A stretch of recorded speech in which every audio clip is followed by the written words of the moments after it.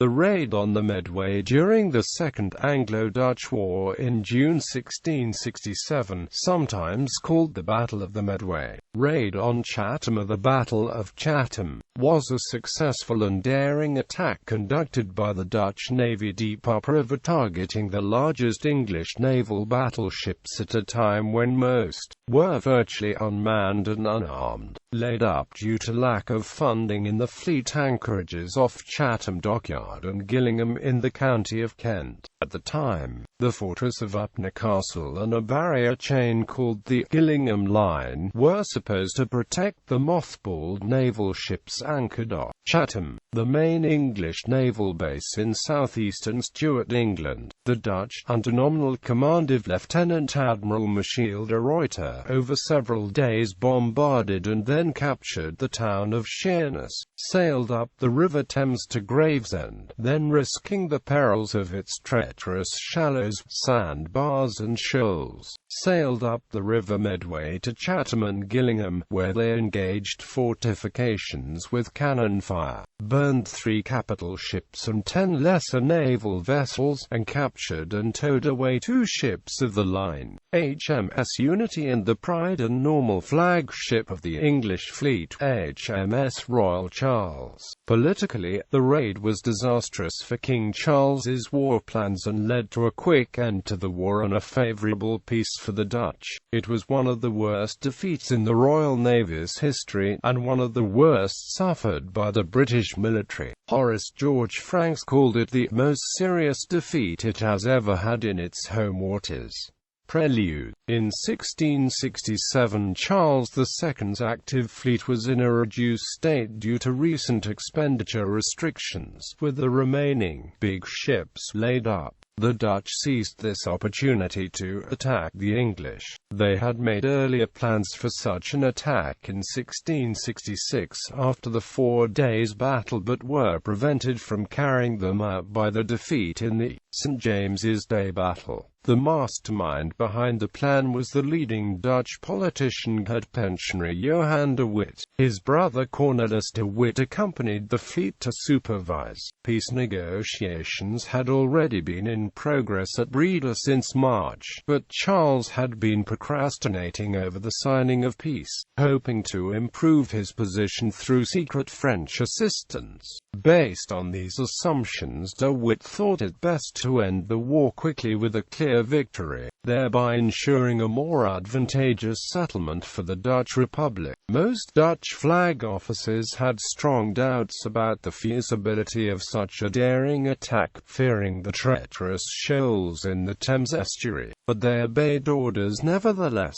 The Dutch made use of 2 English pilots who had defected, one a dissenter named Robert Holland, the other a smuggler who had fled English justice. The raid. The Dutch approach. On the 17th of May, the squadron of the Admiralty of Rotterdam with de Ruyter sailed to the Texel to join those of Amsterdam and the Northern Quarter. Hearing that the squadron of Frazier was not yet ready because of recruiting problems, he left from the schooner Veld off the Dutch coast to join the squadron of Zeeland, that however suffered from similar problems. De Ruyter then departed for the Thames on the 4th of June with 62 frigates or ships of the line, about 15 lighter ships and 12 fire ships. When the wind turned to the east, the fleet was reorganized into 3 squadrons. The first was commanded by de Ruyter himself, with his Vice-Admiral Johan de Liefde and Rear-Admiral Jan Janse van Nesk. The second was commanded by Lieutenant-Admiral Art Janse van Nes, with, as Vice-Admiral Anodo de Star and Rear-Admiral Willem van der Zaan. The third was commanded by Lieutenant-Admiral Baron Willem Joseph van Gent, with Lieutenant-Admiral Jan van Meppel in sub-command, and as Vice-Admirals Isaac Sweers and Volkert Schramm, and as Rear-Admirals David Vleur and Jan Gideon Sverberg. The third squadron thus effectively had a second set of commanders. This was done to use these as flag officers of a special frigate landing force, to be formed on arrival and to be headed by Colonel and Lieutenant-Admiral van Gent. On the frigate Agatha, Baron van Gent Kent was in fact the real commander of the expedition and had done all the operational planning, as he had been the former commander of the Dutch Marine Corps, the first in history to be specialized in amphibious operations. That now was headed by the Englishman Colonel Thomas Dolman. On the 6th of June a fog bank was blown away and revealed the Dutch task force sailing into the mouth of the Thames.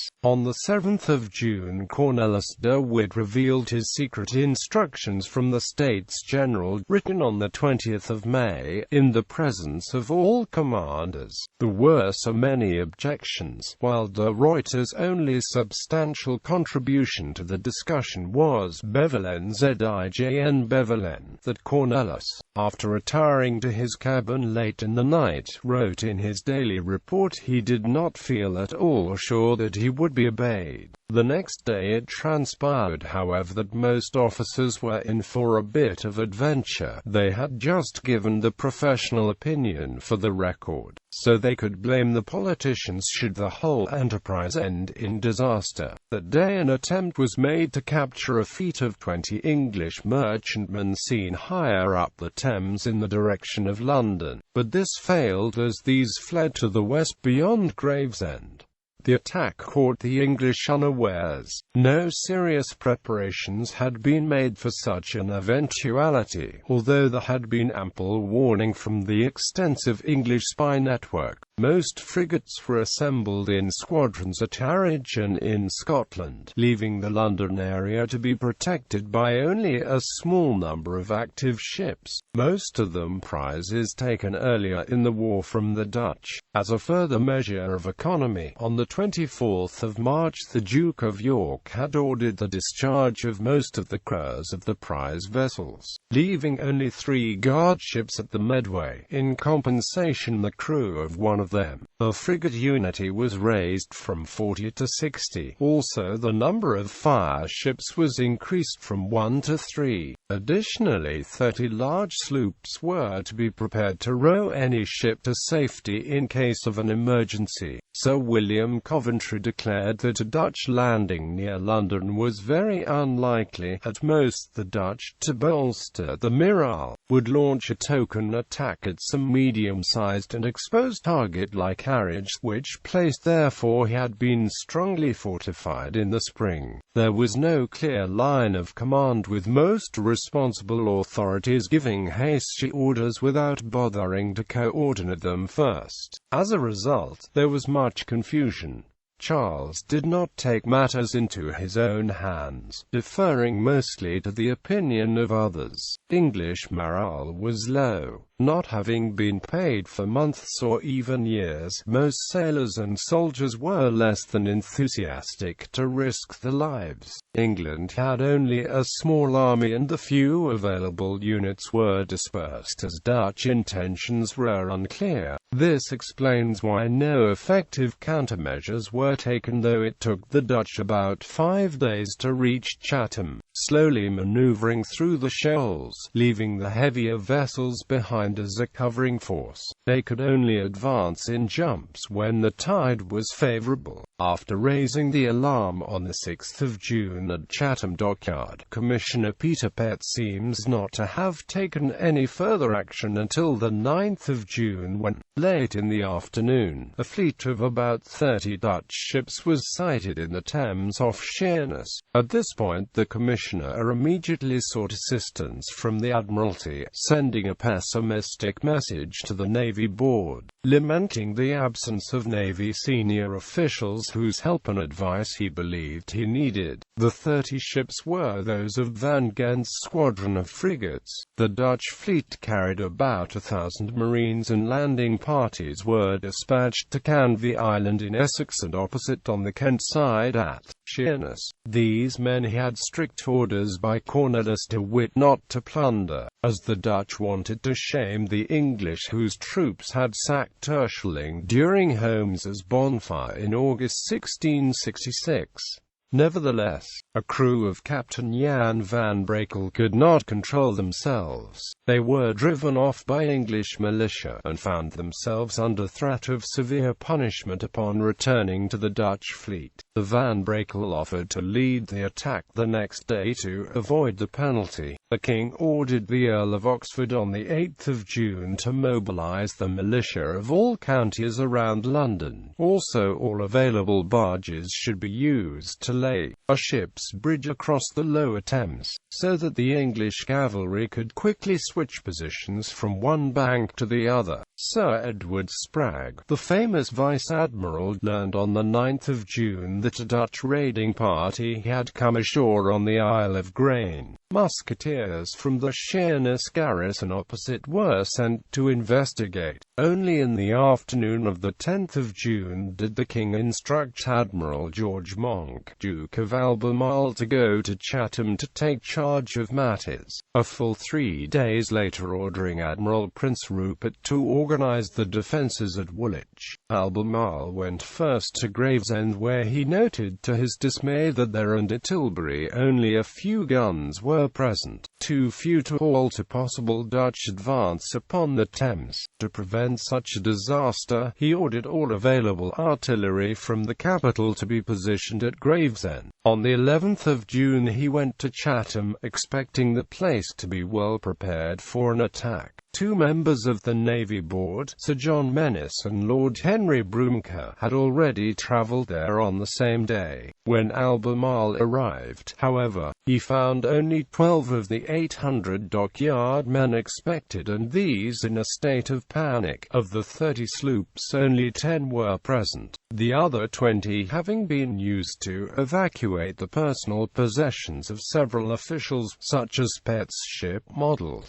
No munitions of powder were available, and the 6-inch thick iron chain that blocked the Medway had not yet been protected by batteries. This chain system had been built during the English Civil War to repel a possible attack by the Royalist fleet, replacing earlier versions, the first dating back to 1585. Albemarle immediately ordered the artillery to be moved from Gravesend to Chatham, which would take a day. The Dutch fleet arrived at the Isle of Sheppey on the 10th of June, and launched an attack on the incomplete garrison point fort. Captain Jan van Brakel in Raider, followed by 2 other men of war, sailed as close to the fort as possible to engage it with cannon fire. Sir Edward Spragg was in command of the ships at anchor in the Medway and those off Sheerness, but the only ship able to defend against the Dutch was the frigate Unity, which was stationed off the fort. The Unity was supported by a number of ketches and fire ships at Garrison Point, and by the fort, where 16 guns had been hastily placed. The Unity fired 1 broadside, but then, when attacked by a Dutch fireship, she withdrew up the Medway, followed by the English fireships and ketches.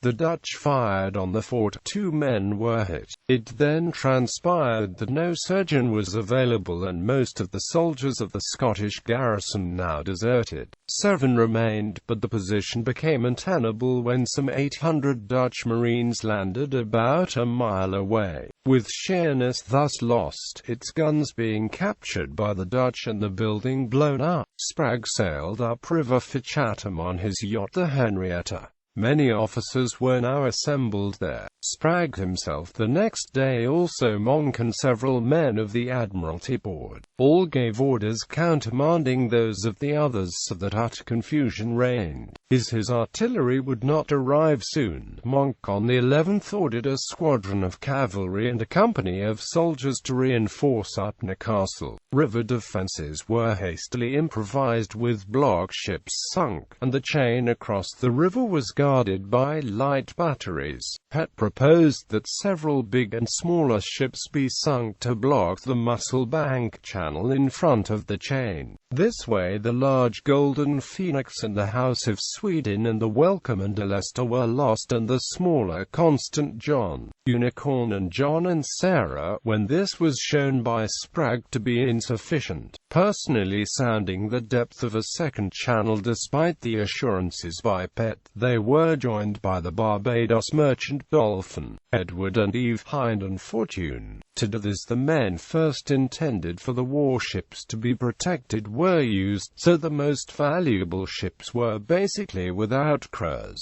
These block ships were placed in a rather easterly position on the line up Church, Stoke, and could not be covered by fire. Monk then decided also to sink block ships in Upnor Reach near Upnor Castle, presenting another barrier to the Dutch should they break through the chain at Gillingham. The defensive chain placed across the river had at its lowest point been lying practically 9 feet under the water between its stages, owing to its weight, so it was still possible for light ships to pass it. Attempts were made to raise it by placing stages under it closer to the shore. The positions of the Charles V and the Matthias just above the chain were adjusted to enable them to bring the broadsides to bear upon it. The Monmouth was also moored above the chain, positioned so that she could bring her guns to bear on the space between the Charles V and the Matthias. The frigate Marmaduke and the Norway merchant were sunk above the chain, the large Sancta Maria founded while being moved for the same purpose. Pat also informed Monk that the Royal Charles had to be moved upriver. He had been ordered by the Duke of York on the 27th of March to do this, but as yet had not complied. Monk at first refused to make available some of his small number of sloops, as they were needed to move supplies. When he at last found the captain of the Matthias willing to assist, Pett answered that it was too late as he was busy sinking the block ships and there was no pilot to be found daring to take such a risk anyway. Meanwhile, the first Dutch frigates to arrive had already begun to move the Edward and Eve away, clearing a channel by nightfall. The Van Gendt's squadron now advanced up the Medway on the 12th of June, attacking the English defences at the chain. First Unity was taken by Van Brakel by assault. Then the fireship Pro Patria under Commander Jan Daniel S. van Rijn broke through the chain, the stages of which were soon after destroyed by Dutch engineers commanded by Rear Admiral David Vloo.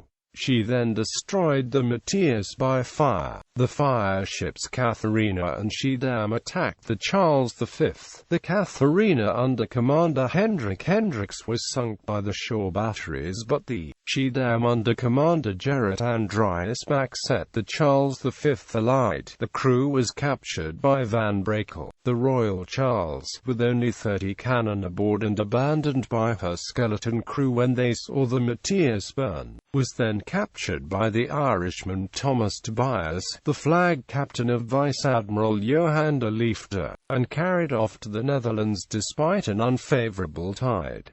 This was made possible by lowering her draft by bringing her into a slight dill. The jack was struck while a trumpeter played. Jones' placket is torn. Only the Monmouth escaped. Seeing the disaster, Monk ordered all 16 remaining warships further up to be sunk to prevent them from being captured, making for a total of about 30 ships deliberately sunk by the English themselves.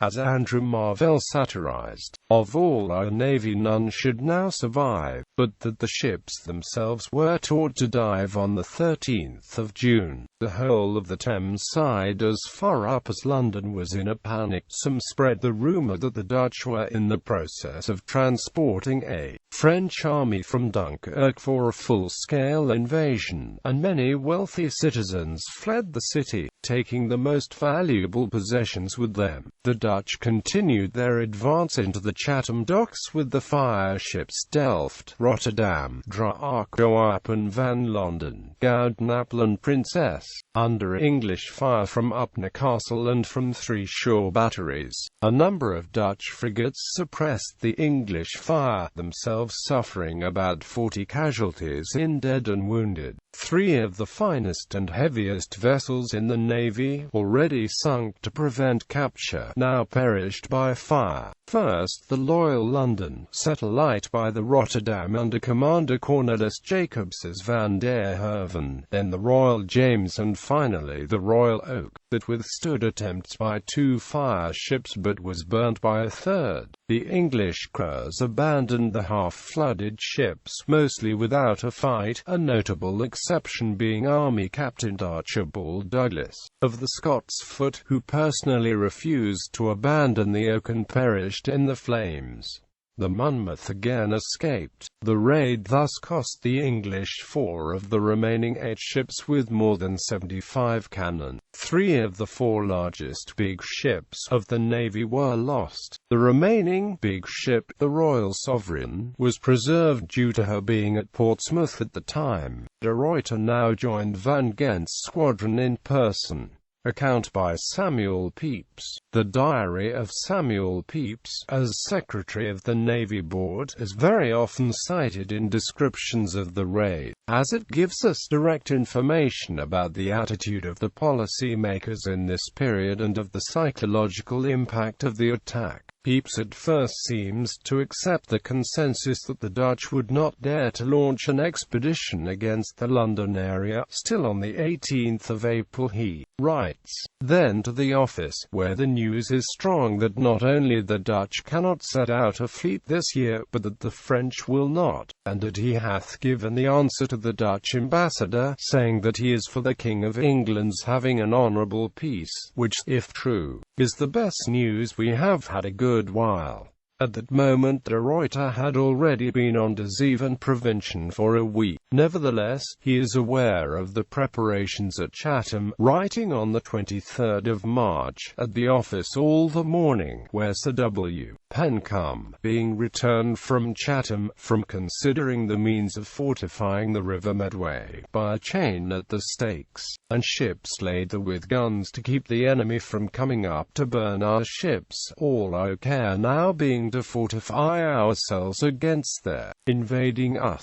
Also he is the next day present at the meeting where the details are given. All the care they now take is to fortify themselves, and are not ashamed of it. For when by and by my Lord Arlington come in with letters, and seeing the King and Duke of York give us and the officers of the Ordnance directions in this matter, he did move that we might do it as privately as we could, that it might not come into the Dutch Gazette presently, as the King's and Duke of York's going down the other day to Sheerness was, the week after, in the Harlem Gazette. The King and Duke of York both laughed at it, and made no matter, but said, let us be safe, and let them talk, for there is nothing will trouble them more, nor will prevent their coming more, than to hear that we are fortifying ourselves. Only on the 3rd of June does Pepys become aware that the Dutch are out in force. The Dutch are known to be abroad with 80 sail of ships of war, and 20 fire ships, and the French come into the Channel with 20 sail of men of war, and 5 fire ships, while we have not a ship at sea to do them any hurt with, but are calling in all we can, while our ambassadors are treating at Breda, and the Dutch look upon them as come to beg peace, and use them accordingly, and all this through the negligence of our prince, who hath power, if he would, to master all these with the money and men that he hath had the command of, and may now have, if he would mind his business. Not until the 10th of June does Pepys understand that the Thames is the target. News brought us that the Dutch have come up as high as the Nore, and more pressing orders for fire ships. The next day a growing sense of panic becomes apparent, up, and more letters still from Sir W.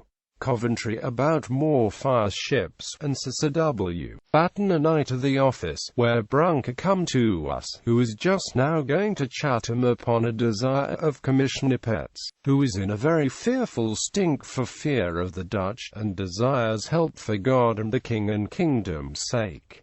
Sir Brunker goes down, and Sir J. Minnes also, from Gravesend. This morning Pett writes us word that Sheerness is lost last night, after 2 or 3 hours' dispute. The enemy hath possessed himself of that place, which is very sad, and puts us into great fears of Chatham.